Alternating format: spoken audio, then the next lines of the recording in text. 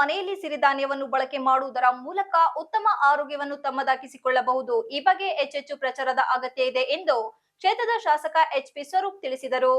ನಗರದ ಜಿಲ್ಲಾ ಕ್ರೀಡಾಂಗಣದ ಆವರಣದಲ್ಲಿ ಜಿಲ್ಲಾಡಳಿತ, ಜಿಲ್ಲಾ ಪಂಚಾಯತ್, ಕೃಷಿ ಇಲಾಖೆ, ಕೃಷಿ ಕಾಲೇಜು ಕಾರೆಕೆರೆ ಹಾಗೂ ಹಾಸನ ಲಯನ್ಸ್ ಕ್ಲಬ್ ಇವರ ಸಂಯುಕ್ತ ಆಶ್ರಯದಲ್ಲಿ ಶುಕ್ರವಾರದಂದು ಬೆಳಗ್ಗೆ ಹಮ್ಮಿಕೊಳ್ಳಲಾಗಿದ್ದ ಸಿರಿಧಾನ್ಯ ಬಳಕೆ ಕುರಿತು ಅರಿವು ಮೂಡಿಸುವ ಜಾಥಾವನ್ನು ಉದ್ಘಾಟಿಸಿ ಮಾತನಾಡಿದ ಅವರು, ಆಧುನಿಕತೆಯ ಬದುಕಿನಲ್ಲಿ ಪೋಷಕಭರಿತ ಆಹಾರಗಳು, ಸಿರಿಧಾನ್ಯಗಳು ಕಣ್ಮರೆಯಾಗುತ್ತಿರುವುದು ಕಂಡುಬರುತ್ತಿದೆ.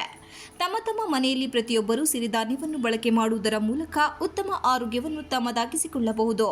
ಸಿರಿಧಾನ್ಯದ ಬಗ್ಗೆ ಇನ್ನೂ ಹೆಚ್ಚಿನ ಪ್ರಚಾರವೂ ಆಗಬೇಕಾಗಿದ್ದು, ಈಗಾಗಲೇ ಸಾವಯವದ ಸಂತೆ ಕೂಡ ವಾರಕ್ಕೊಮ್ಮೆ ನಗರದಲ್ಲಿ ನಡೆಯುತ್ತಿದೆ. ಇದು ಒಂದು ದಿನಕ್ಕೆ ಮಾತ್ರ ಸೀಮಿತವಾಗದೆ ಪ್ರತಿನಿತ್ಯ ಪ್ರಚಾರವಾಗಬೇಕೆಂದು ಹೇಳಿದರು. ತಾವುಗಳು ಕೂಡ ಹೆಚ್ಚಿನ ಸಂಖ್ಯೆಯಲ್ಲಿ ತಾವು ಕೂಡ ಪ್ರಚಾರ ಮಾಡಬೇಕು. ಈಗಾಗಲೇ ವಾರಕ್ಕೊಂದು ಮೇಡಮ್ ಒಂದು ಸಂತೆಯನ್ನು ಕೂಡ ಮಾಡ್ತಾ ಇದ್ದಾರೆ. ಸಾವಯವ ಒಂದು ಸಂತೆಯನ್ನು ಕೂಡ ಎಲ್ಲ ಸೇರಿ ಮಾಡ್ತಾ ಇದ್ದಾರೆ. ಇನ್ನೂ ಹೆಚ್ಚಿನ ರೀತಿಯಲ್ಲಿ ಅದೊಂದು ಸಂತೆ ದೊಡ್ಡ ಮಟ್ಟದಲ್ಲಿ ಆಗಬೇಕು.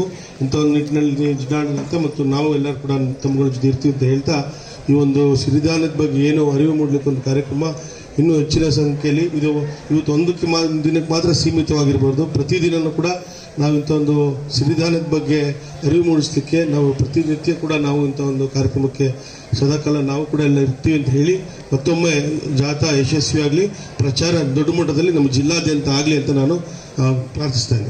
ನಮಸ್ಕಾರ. ಜಿಲ್ಲಾಧಿಕಾರಿ ಸಿ. ಸತ್ಯಭಾಮ ಮಾತನಾಡಿ, ಇದೇ ತಿಂಗಳು 23ರಿಂದ 25ರವರೆಗೂ ಅಂತಾರಾಷ್ಟ್ರೀಯ ಸಿರಿಧಾನ್ಯ ಮತ್ತು ಸಾವಯವ ಮೇಳವನ್ನು ಬೆಂಗಳೂರಿನ ಅರಮನೆ ಮೈದಾನದಲ್ಲಿ ಆಯೋಜಿಸಲಾಗಿದೆ. ಪ್ರಸ್ತುತದಲ್ಲಿ ಯುವ ಜನರಿಗೆ ಸಿರಿಧಾನ್ಯ ತಿನ್ನುವುದು ಫ್ಯಾಷನ್ ಟ್ರೆಂಡ್ ಆಗಿದೆ. ತಾತ ಮುತ್ತಾತನ ಕಾಲದಿಂದಲೂ ತಿನ್ನಲಾಗುತ್ತಿತ್ತು. ಸಾವಯವ ಅಗ್ರೇನಿಕ ಎನ್ನುವುದೇ ಒಂದು ಟ್ರೆಂಡ್ ಆಗಿದ್ದು, ಸ್ವಲ್ಪ ದರದಲ್ಲಿ ಹೆಚ್ಚು ಇರುತ್ತದೆ ಎಂದರು. ಸಿರಿಧಾನ್ಯವನ್ನು ಕಡಿಮೆ ಮಳೆಯಲ್ಲಿ, ಕಡಿಮೆ ನೀರಿನಲ್ಲಿ ಬೆಳೆಯಬಹುದು. ಈ ಬೆಳೆಗಳು ಹೆಚ್ಚು ಲಾಭದಾಯಕವಾಗಿದೆ. ರೈತ ಸಮಿತ್ರರು ಹೆಚ್ಚು ಸಿರಿಧಾನ್ಯವನ್ನು ಬೆಳೆಸಬೇಕು. ಹಾಗೆ ನಾವುಗಳು ಕೂಡ ಅದನ್ನೇ ಬಳಕೆ ಮಾಡೋಣ ಎಂದು ಕಿವಿಮಾತು ಹೇಳಿದರು.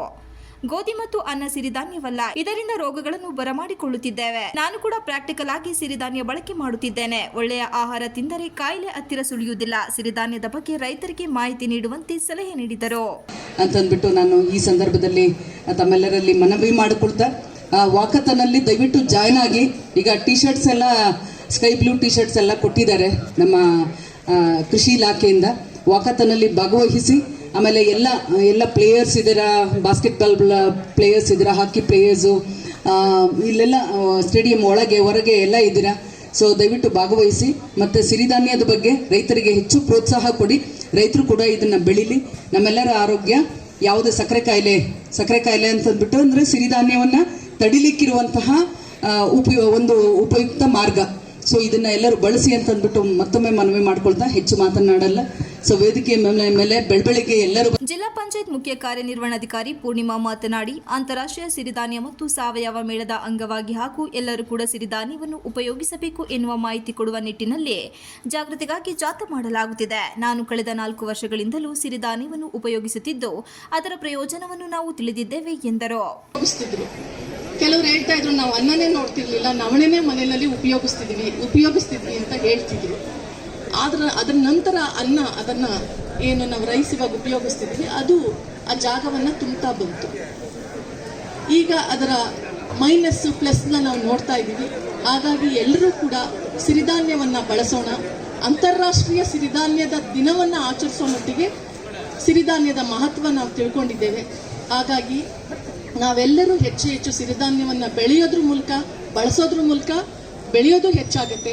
ಹಾಗಾಗಿ ಎಲ್ಲರೂ ಬಳಸೋದ್ರ ಮೂಲಕ ಸಿರಿಧಾನ್ಯವನ್ನ ಮಹತ್ವವನ್ನು ತಿಳಿಯೋಣ ಅಂತ ನಾನು ಬಯಸ್ತಾ ನನ್ನ ಮಾತುಗಳನ್ನು ಮುಗಿಸ್ತೇನೆ.